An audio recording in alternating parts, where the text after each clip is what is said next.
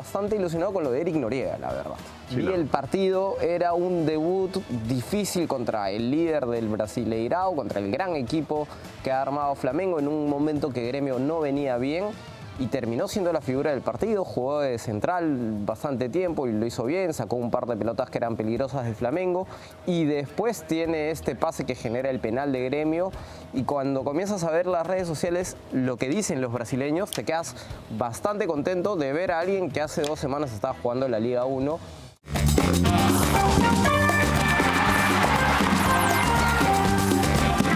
Esto es después de todo. En la semana previa a la última fecha de las clasificatorias, eliminatorias para el Mundial del 2026, con una misión muy complicada, prácticamente imposible para Perú, que es ganar los 2 partidos, un equipo que no ha hecho un solo gol de visitante, que solamente ha empatado 2 partidos en Paraguay y el último en Barranquilla. Tiene que ganarle a Uruguay de visita, tiene que ganarle a Paraguay en Lima y esperar que Venezuela pierda sus 2 partidos por una diferencia de gol que nos permita superarlo en diferencia de gol. Ellos tienen -11, nosotros -4. Y que Bolivia solamente sume como mucho 3 puntos. Hasta 4 podría sumar Bolivia, ganando y empatando. Si nosotros hacemos 6, nos ponemos por delante de ellos. Pero es muy difícil, igual la selección ya está en Montevideo. Con algunas buenas noticias el fin de semana, desde lo individual. Un gran partido de Eric Noriega en su debut como titular en Gremio en el Maracaná, jugando ante Flamengo, jugando buena parte del partido de defensa central ante la lesión del central paraguayo, que normalmente es titular en Gremio, y la última parte del partido jugando de volante y teniendo participación en la acción del penal que le permite a Gremio empatar el partido con un buen pase largo. Marcos López también hizo un golazo de tiro libre de visitante. Los 2 seguramente van a ser titulares el día jueves, 6:30 de la tarde, transmisión de Movistar Deportes en esta última fecha FIFA de eliminatorias. Después habrá otra en octubre y otra en noviembre donde se jugarán partidos amistosos. En paralelo el campeonato se siguió desarrollando. Ayer Alianza Universidad ganó 2-1 en el último minuto a Chancas y hoy Grau le ganó 2-0 a ADT en los partidos que estaban pendientes. Eso termina de acomodar un poco la tabla, más que nada en la situación del descenso, donde Alianza Universidad claramente con la buena mano de Roberto Mosquera ha levantado. Veamos las imágenes en la presentación de algunos partidos que se han jugado en Montevideo en los últimos tiempos y uno de los protagonistas, tenemos la suerte de tenerlo acá en mano derecha, Diego Penny, que metió una enorme tapada ese día. Después le hicieron 4, pero bueno, no fue culpa de él ninguno de los goles. Siempre, ¿no? Siempre su Bueno, chiquita. pero para dejarlo claro, porque alguien podría decir el resultado. No. Es verdad. El mejor penal que tapaste en tu vida, Sí, por de trascendencia y porque además... Por quién era, ¿no? por cómo le pega, ¿no? Porque le pega fuerte, ¿no? Por quién era, de cómo... Bueno, primero buenas noches, compañeros, buenas noches a todos los que nos están viendo de sus casas. Sí, era el momento, no era el, Además, era el 2-2, nos habíamos puesto 2-2, sí, y Jesús Álvarez hace el chasque, hace el penal, una jugada medio infantil y a ver, que se pare delante mío alguien que había sido Balón de Oro en el Mundial anterior. No hace nada. Nada, a ver, la verdad es que Óscar Ibáñez me había mandado la información. Óscar Ibáñez era el técnico, el preparador de arqueros en ese tiempo, y él me muestra los penales que había pateado y los que había cambiado de palo los había fallado. Entonces, cuando le pegaba cruzado fuerte arriba, fuerte, era gol. Y bueno, yo me adelanté un poquito, ¿no? Realmente ahí el prólogo audiovisual me ha emocionado, de verdad, porque no veo esas imágenes. O sea, no es que me pongo, la gente pensará, oye, tú te pones a ver tus tapadas. Te levantas en la mañana y ves tus tapadas. Claro, cero, no la veo hace un montón de tiempo, ¿no? Pero sí emociona, ¿no? Porque son cosas que uno vivió.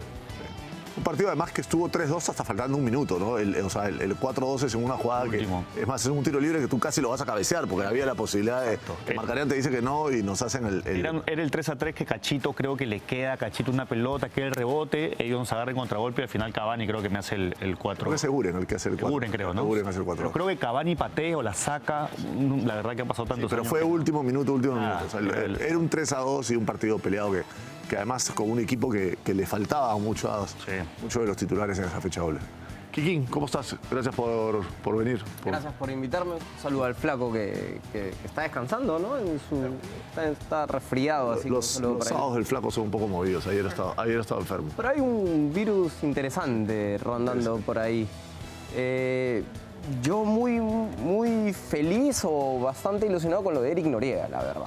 Sí, Vi el partido, era un debut difícil contra el líder del Brasileirao, contra el gran equipo que ha armado Flamengo en un momento que Gremio no venía bien y terminó siendo la figura del partido. Jugó de central bastante tiempo y lo hizo bien, sacó un par de pelotas que eran peligrosas de Flamengo y después tiene este pase que genera el penal de Gremio.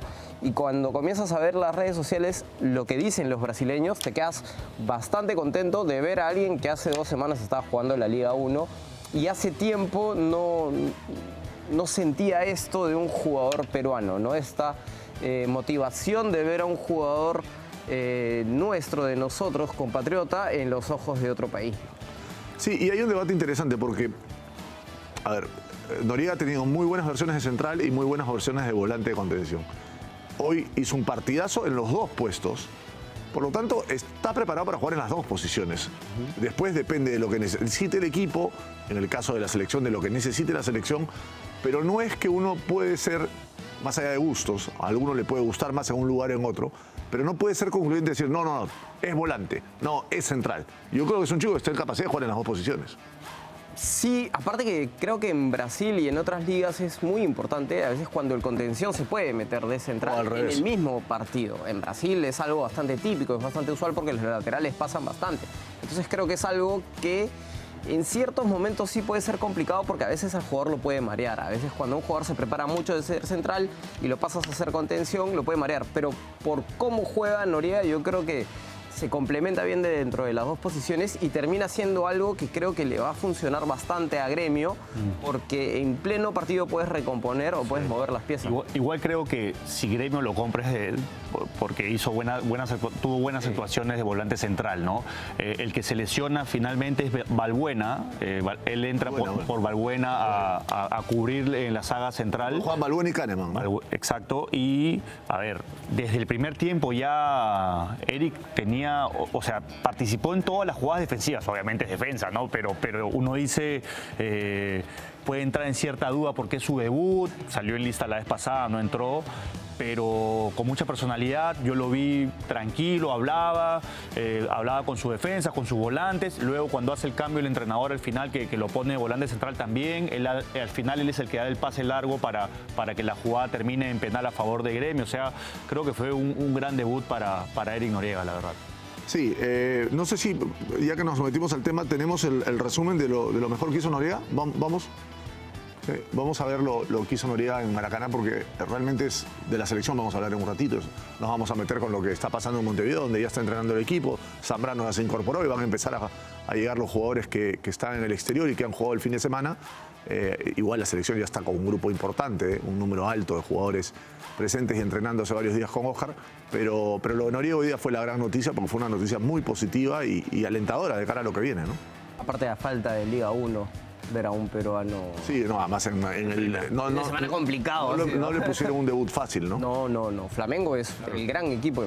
Primer partido contra Flamengo en el Maracaná, estadio lleno. Y aparte, hay que tener personalidad para... Solo tiene... Yo creo que desde que Ñol debutó, esa vez que le toca debutar en la Bombonera, con Maradona al lado, contra Argentinos Juniors. No hay un debut así que... peruano tan importante, claro, es verdad. Que genere, o sea, que tenga ese nivel de resonancia, ¿no? De hecho, Jorginho lo hacía y cuando le comenzaron a tapar penales, porque ya lo esperaban los arqueros, dejó de hacerlo y dejó hasta de patear penales, porque es un penal que a veces cuando el arquero sabe que vas a hacer eso, es muy fácil, entre comillas, taparlo. Nunca es fácil, pero yo digo, para patear un penal así, tienes que ser muy bueno. El saltito no es fácil porque se te puede quedar el pie muy débil y le terminas tirando una masita o... Claro. Y lo otro es cuando saltas y ya el arquero se te jugó, es bien complicado cruzarla, porque ya no tienes tiempo para hacer no te fuerza, pues.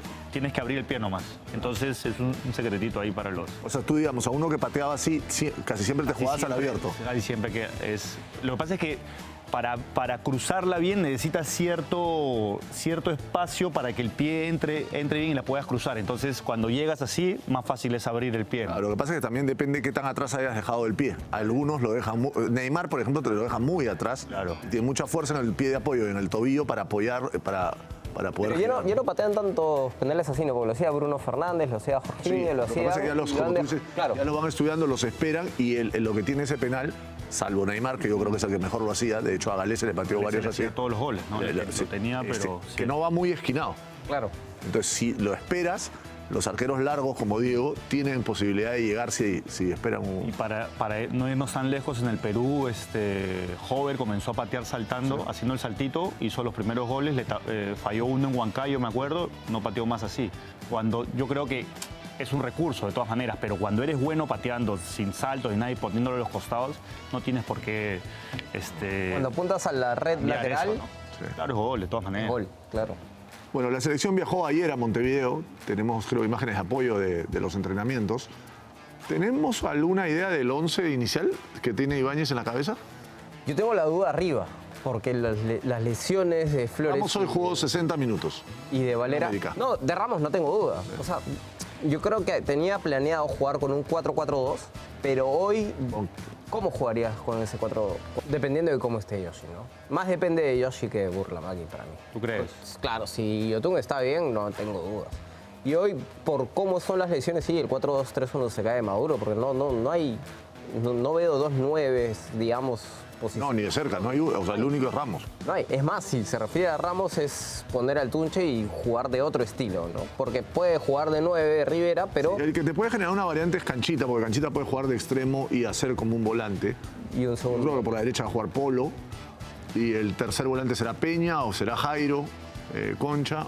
O el mismo Canchita puede retroceder, o puede terminar siendo Yotun, Burlamaqui, Noriega, ¿no? Esa es la otra. Ahí tienes También como para asegurar un poco en el medio, ¿no? Porque los volantes de Uruguay tienen un nivel importante, ¿no? Sí, no, Bentancur, tratar de equiparar lo que ellos se pueden ofrecer también. Para mí Uruguay es un equipo con Bentancur y uno muy distinto. Bentancur, Valverde, pero Uruguay viene en una crisis de resultados importante. Pero también influía mucho la falta de Bentancur, porque Valverde, por ejemplo, en el Madrid es un jugadorazo, en Uruguay también, pero no tiene este rol organizador, este rol de asumir el juego. El que lo hace es Bentancur.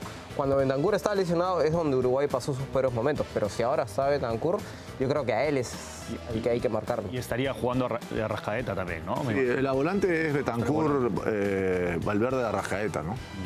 Porque Bielsa además juega con 3. Sí, entonces tiene mucho más sentido que Oscar hoy plantee para el jueves, plantee dos volantes centrales como hizo contra Venezuela, ¿no? Contra Venezuela jugamos Renato Aquino, ¿no? Sí. Hoy no está Aquino, Renato tampoco está, entonces... Renato está suspendido para Está suspendido la primera fecha y... Fue capitán de su equipo en el 5-1, ¿no? 5-1 ganó el Alguacén. Sí. Ahí están las imágenes. Cuando hacen esto es algo súper tranquilo, ¿no? El primer día de entrenamiento en Uruguay. Y por ahí hicieron algo más fuerte, pero esa es la parte que dejan ver a la prensa, ¿no? Claro.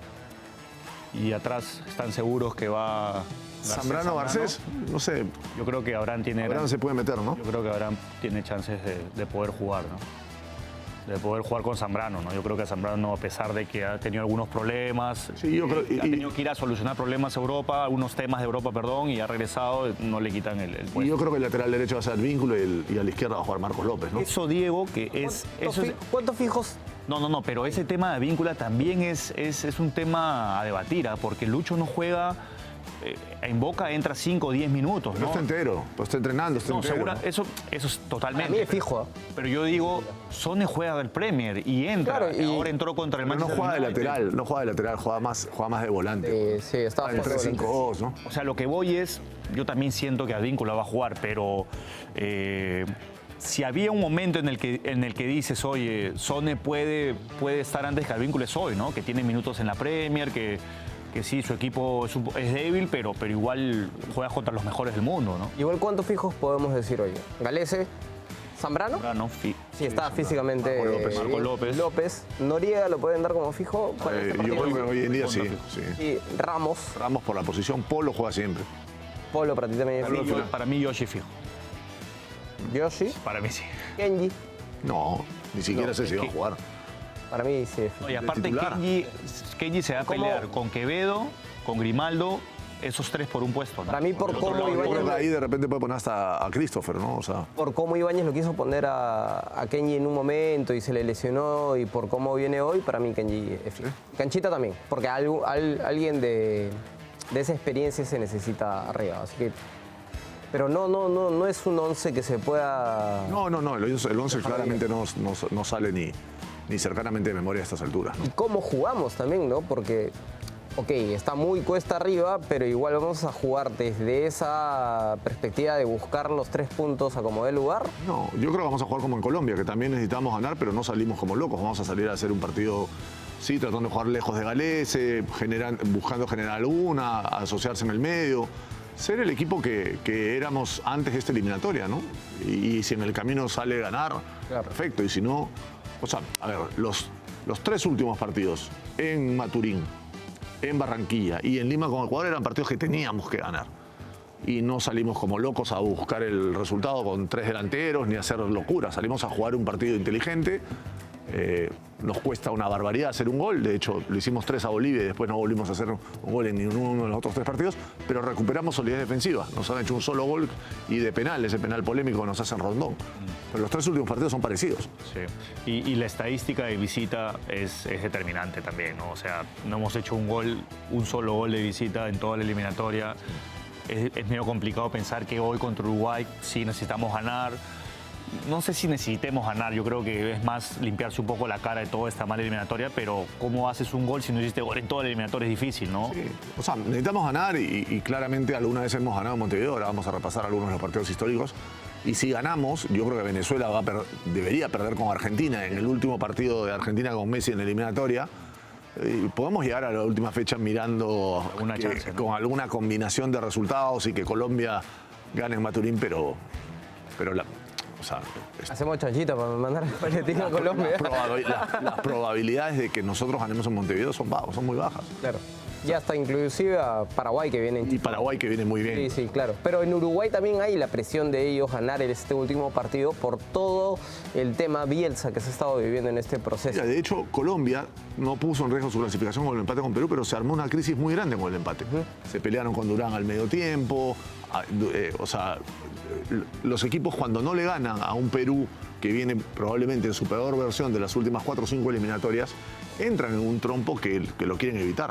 Claro. Por eso. Hasta a BKC se lo criticaron por el empate de Claro. Ecuador en Lima. O sea, si hacemos un partido correcto en Montevideo, en ciertos minutos finales Uruguay va a tratar de arriesgar un poco para no tener esa última percepción del hincha uruguayo de irse con un empate o derrota. Mi sensación con Uruguay es que Uruguay hizo pico con Bielsa en algún momento de la Copa América, pero Bielsa es un técnico que ya ha quedado demostrado que desgasta y mucho las relaciones con los jugadores. Y me parece que a estas alturas los jugadores ya están hartos de Bielsa. Lo de Canovio fue tremendo, ¿no? El tema de Bielsa es que también te da demasiada información y llegas en un momento en el que ya no lo soporta. Ya el día a día ya es pesado, tedioso y bueno, los jugadores también se cansan, ¿no? El inicio del proceso eliminatorio es contra Brasil y Argentina, 2 partidos épicos de Uruguay. Llega a la Copa América y se desinfló totalmente. Igual estaba pero en cuarto. la Copa América hasta el partido el famoso partido de la bronca con Colombia, si lo gana, yo no sé si no Y ahí favorito. comienza Y ahí empieza la picada, ¿no? Pero igual está cuarto con y va a clasificar tranquilo. 24 puntos. Ya están. Pero mira, antes de ganar el último partido, venía de 6, 7 partidos que no ganaba. Por eso, el declive después de la Copa América y todas las discusiones de Bielsa y todo, que ahora se metió hasta hablar de lo de Lamine Yamal y bueno, es un personaje. O sea, a ver, a mí me pasa con Bielsa, yo siempre lo he admirado mucho. Es un tipo que está mucho más grande que cuando salió como técnico. Cuando salió a inicios de los 90 era todo muy revolucionario, hay mucha gente que lo sigue. Y de hecho, no lo conozco personalmente, pero conozco mucha gente que lo admira y lo respeta y te habla maravillas de él. Pero a mí también sus conferencias de prensa, que antes casi que era una obligación escucharlas, ya me resultan un poco tediosas, ¿no? Es un poco más de lo mismo, ¿no? De hecho, el documental de Leeds el documental de Chile al Mundial y hay un... Ojos Rojos, que es ese Ojos muy Rojos, bueno. que es alucinante. Buenísimo. Y hay un par de libros de Bielsa. Leer o ver documentales o leer libros sobre Bielsa es de las mejores cosas que te pueden pasar Pero aprendes si te gusta mucho, el fútbol. Porque aprendes No. como no tienes idea, pero después llega un momento en el que ya no Y es difícil no identificar que realmente a lo largo de la historia desde que apareció Bielsa ha dejado un legado, ¿no? Porque Totalmente. a partir de eso han habido técnicos muy importantes además- en la historia que han seguido su camino y han sido exitosos. Pero además, es raro que escuches a algún futbolista que pasó por las manos de Bielsa que te hable mal de él, porque es un tipo muy honesto, muy sincero, a veces excesivamente Más son crudo. formas, ¿no? Claro, y que no te diga que lo mejoró como futbolista, que es un gran elogio para un entrenador. Y hay muchos técnicos, hasta exageradamente, más bielcistas que Bielsa. más bielcistas que él mismo. Él mismo ha reconocido y ha dicho que algunos lo han superado. Él dijo que Sampaoli, por ejemplo, cuando Sampaoli estaba en su mejor momento, lo había superado porque Sampaoli era más versátil que él. Pero, por ejemplo, para Guardiola, que es una referencia para todos los que vemos fútbol, el mejor técnico, el que más sabe es Bielsa. Entonces, entras como a un mundo, a ver, y tú lo has vivido muy de cerca porque has tenido técnicos muy Yo he bielcistas. tenido a Jorge en sus inicios. Jorge, he tenido un montón de técnicos que han Torrente. trabajado con él, a Torrente, un Claudio montón. Vivas. A Vivas. Claudio Vivas ha sido asistente de él Claro, años. Claro que sí, claro que sí. Pero ahí sí creo que se quebró la relación un poco. ¿Ah?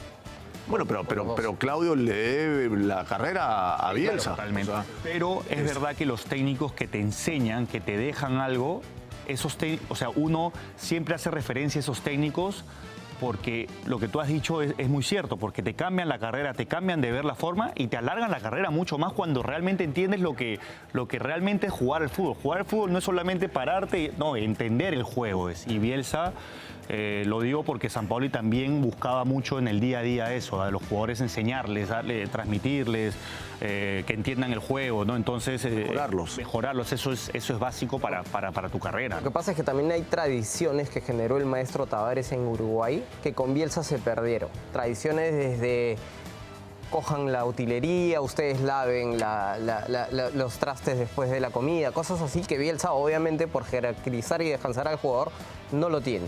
Y los tiene de otra manera. Tavares era alguien más de otra forma de dirigir. Entonces es... muy opuesta, además. Muy opuesta, muy paternal, muy uruguayo, muy de valores. Tavares tenía una historia de cómo se bajó a Recoba, al Chengue Morales, a Pablo García, que jugaban en Madrid en esa época, porque se subieron a un avión que no era el mismo de los compañeros.